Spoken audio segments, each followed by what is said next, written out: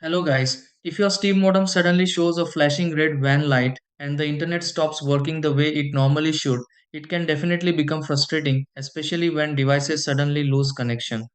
Sometimes the Steam modem powers on normally, but the WAN light keeps blinking red, while other times the connection works briefly and then disappears unexpectedly.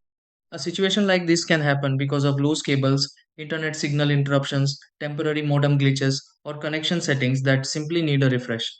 Before assuming something major completely stopped working, there are a few simple things worth checking because many Steve modem WAN light issues can improve after quick adjustments. In this video, let's go through several easy steps to understand why a Steve modem WAN light is flashing red and how to help fix it. Try these. Step 1.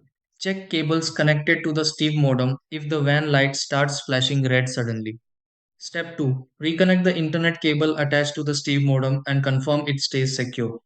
Step 3. Observe lights on the Steve modem to check if other connection indicators look unusual. Step 4. Restart the Steve modem briefly to refresh internet communication properly.